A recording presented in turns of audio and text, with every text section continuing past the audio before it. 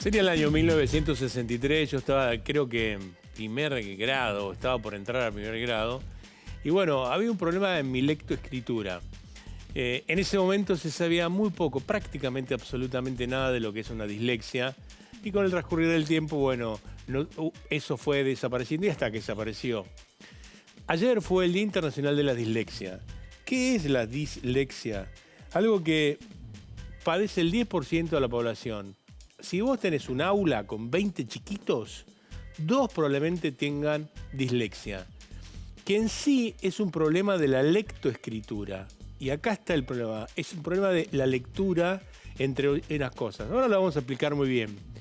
Pero lo que quiero dejar en claro, que estas personas que tienen dislexia, en primer lugar, tienen una inteligencia normal, tienen inteligencia promedio normal.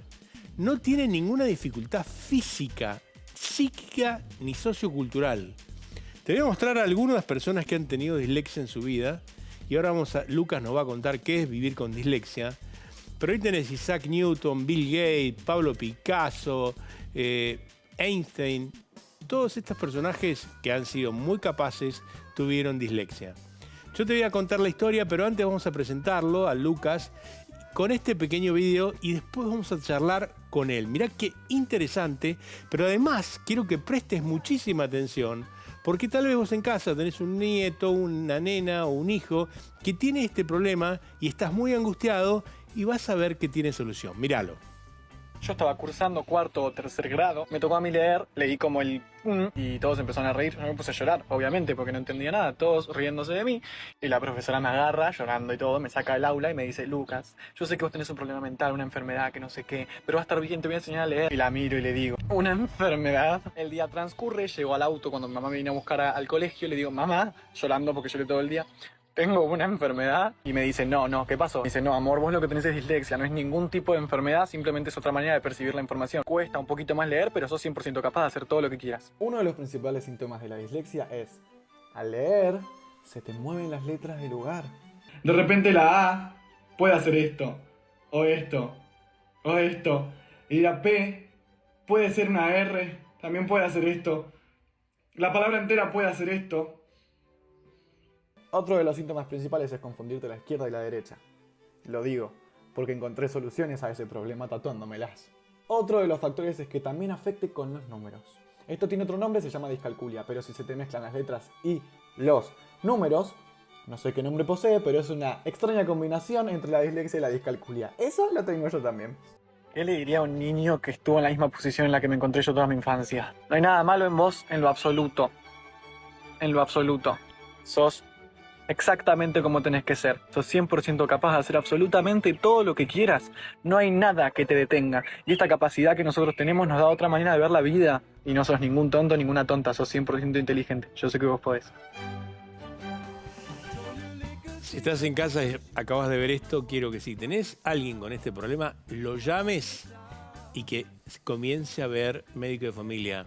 Porque Lucas, ¿cómo estás? Un placer que estés acá conmigo. Un placer que me hayan invitado. Muy contento de estar acá. Gracias.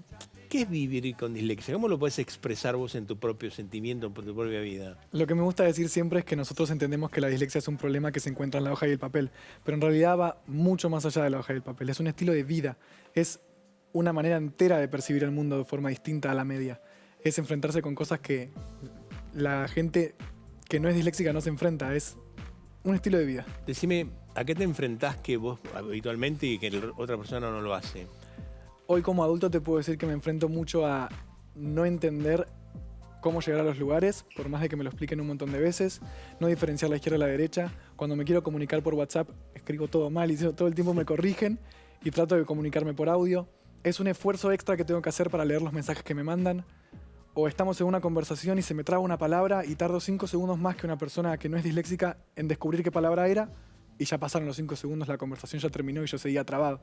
Por ejemplo, hoy en otra nota di el ejemplo de está el vaso y yo quiero decir pasame el vaso y a veces se me va la palabra y digo y me quedo ahí y en lo que descubrí cómo era la palabra ya pasó la conversación y ya me quedé colgado y es difícil a veces sociabilizar por eso también, por eso y un par de detallitos más. Es verdad, te cuesta sociabilizar, o sea, Contame un poco cuando te dijo la maestra que contás acá, que me parece terrible lo que te pasó, fue muy Sí. duro ese momento. Sí, es un trauma que hasta el día de hoy con 22 lo sigo cargando y no quiero que se repita para nadie y por eso agarré las redes y empecé a hablar. Cuando yo era chico, ya en jardín estaba, ponele 6, 5 años, le dicen a mi mamá, che, algo anda mal con el nene, anda a hacerlo ver. Me hicieron ver, me hicieron estudios, tests, evaluaciones y llegamos al diagnóstico de dislexia. Pero la psicopedagoga que me diagnosticó le dijo a mi mamá que tenía una enfermedad mental, un problema. Había muy poca información y había muchísimo estigma acerca de lo que era la dislexia. Entonces mamá no le contó a nadie, no le dijo ni a papá, no le dijo ni a las tías, no le dijo a nadie, no me dijo ni a mí. Solamente le pidió al colegio que nunca me lo dijeran, que ella se iba a encargar de hacérmelo saber, de aprender qué era y trabajar con ello. Y no me lo dijo. Pasaron 2 años aproximadamente, yo ya tenía 8, hicimos una ronda de lectura. Yo para mí estaba perfecto hasta el momento, no sentía diferencia con nadie. Y leo, enfrente de todos. Y leo pésimo, y todos se empiezan a reír. Y yo me pongo a llorar porque digo, ¿por qué se están riendo si yo estoy leyendo igual que todos? ¿Qué estoy haciendo mal? Y la profe me saca del aula y me dice, yo sé, y te lo voy a decir tal cual, no me lo olvido más. Yo sé que vos tenés una enfermedad mental, pero te voy a ayudar a salir adelante, que no sé qué.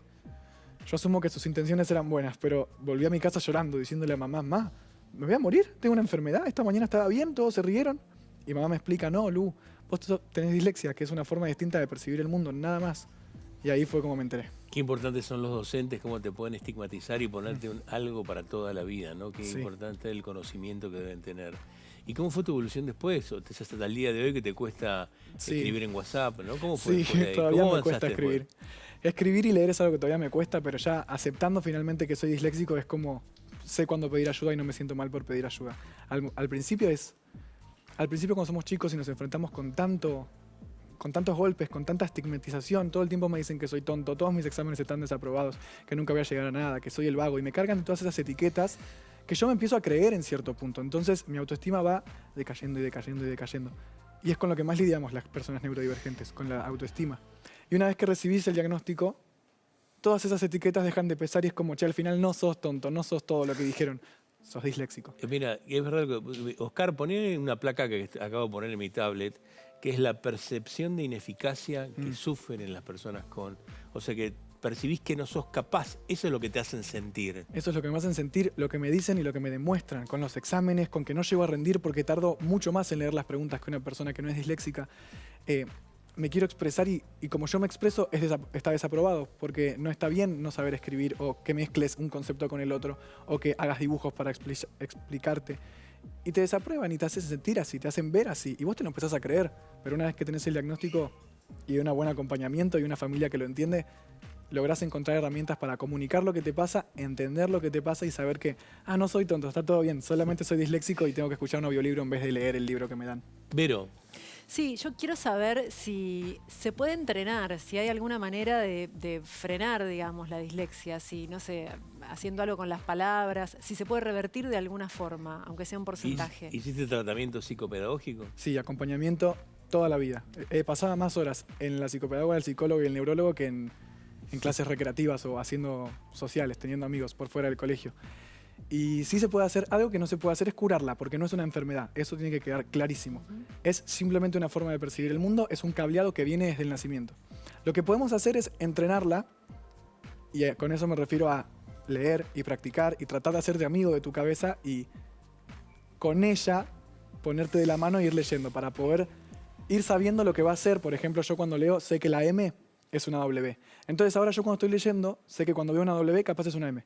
Entonces voy un poquito más como anticipando las jugadas que va a hacer mi ¿No cabeza. cambiás de lugar cuando escribís? Sí. ¿Cambiás Sí, podemos decir completamente. bla, pongo LB larga? Sí, doy vuelta a las letras y a veces me salteo oraciones enteras cuando tengo que escribir un párrafo porque lo escribo mentalmente.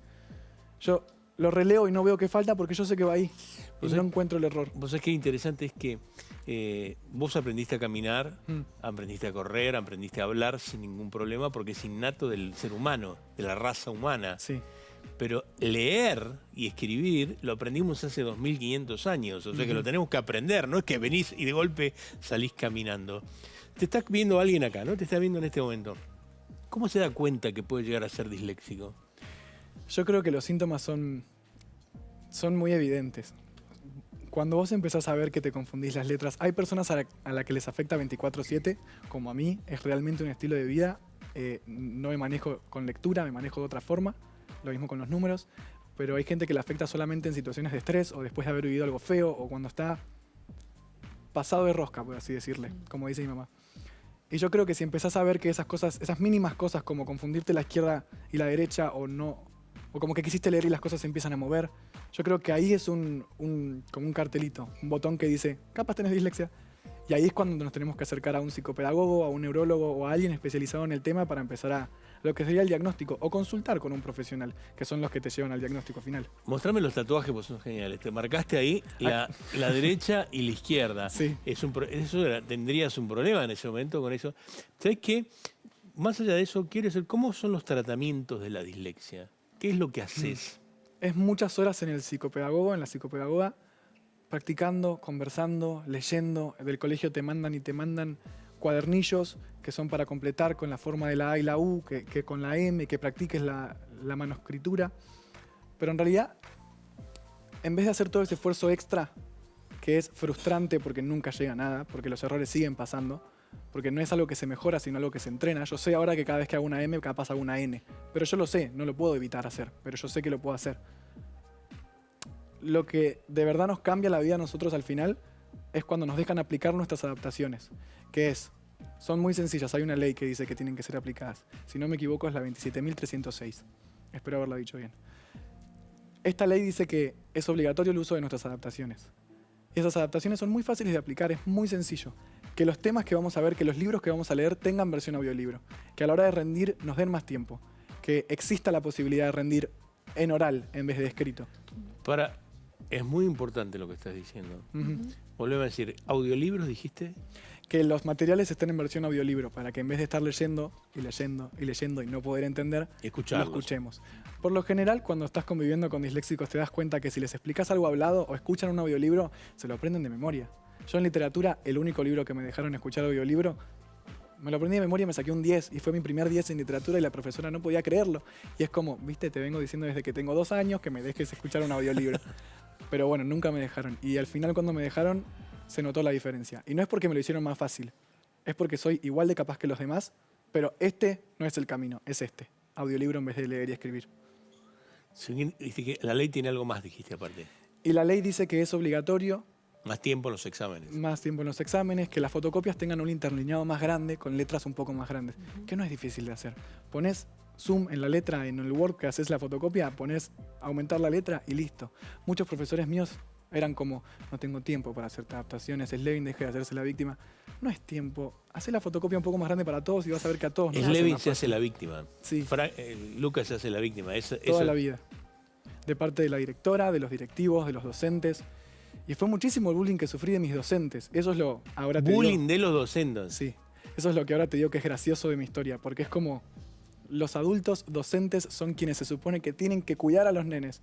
Y los míos se esmeraban en exponerme, en hacerme leer enfrente de todos, en dejar de hacerte la víctima, tenés que hacer 15 preguntas de leer e interpretar el texto, que es justo lo que no puedo hacer, leer e interpretar. Para mañana si no te llevas la materia. Vení y leí enfrente de todos, pasá y...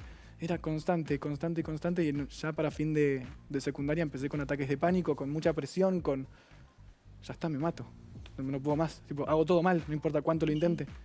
Y los docentes seguían, haciéndome leer enfrente de todos. ¿Pensaste en quitarte la vida? Llegó un punto en mi vida en el que dije, estoy haciendo todo, con todo mi esfuerzo, y todo está mal, nadie me quiere, no logro tener amigos, los docentes me detestan, siempre desapruebo. ¿Para qué nací si todo está mal?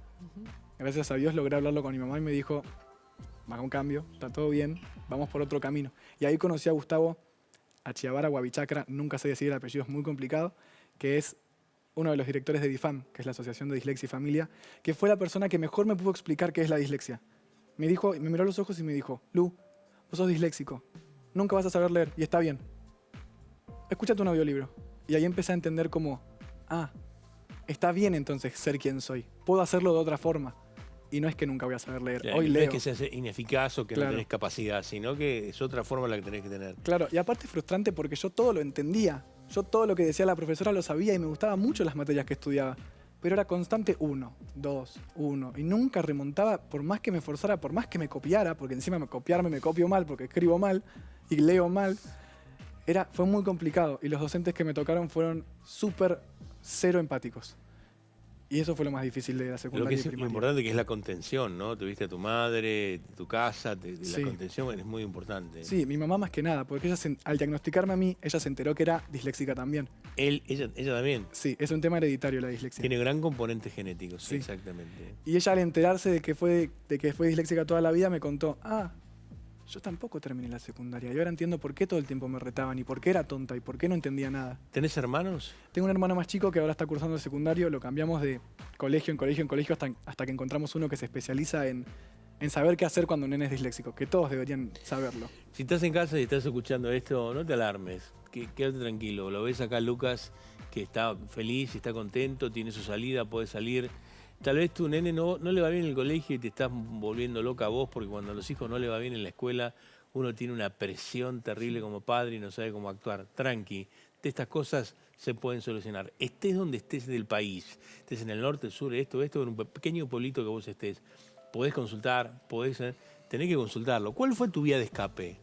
Mira, creo que mi cable a tierra fue el arte. Entre todos los disléxicos que conozco siempre hay un cablecito a tierra que es donde no sufrimos presión, donde fluimos y todo es hermoso. Yo desde que era chico, a los 12 años, arranqué con clases de teatro. Sin ningún fin, simplemente es ir a disfrutar algo que hago bien y que nadie me está desaprobando. Y yo iba. Empecé con actuación, después con danza, después con acrobacia y hoy entreno circo. Estudié una carrera que es actuación, hoy ya de adulto, después del colegio. Y ese fue mi cable a tierra, pero sin duda, todos mis problemas desaparecían. Y no digo que es la solución para todos porque hay nenes a los que no les gusta, pero cuando los mandás a algún deporte o los haces encontrar ese lugar en donde no los juzgan por ser quienes son, ahí brillan. Brillan porque no es que no tenemos la capacidad de hacerlo, la tenemos, pero la están escondiendo en el colegio, como que la tapan. Lucas, ¿dónde te siguen? ¿En cuál es tu TikTok o Estoy en Instagram? TikTok y en Instagram, pones Lucas Slevin, me lo dieron complicado el nombre, con Sí. 2 S y B corta. ¿Sabes lo que aprendí la B corta cuando yo era adulto? Lucas Slevin, tanto en Instagram como en TikTok. Un placer conocerte. Espero que vos, si te has sentido identificado, ves a Lucas, te sientes con él, buscalo, seguilo. Y si necesitas algo, pedí ayuda. No dejes de pedir ayuda. Siempre hay contención.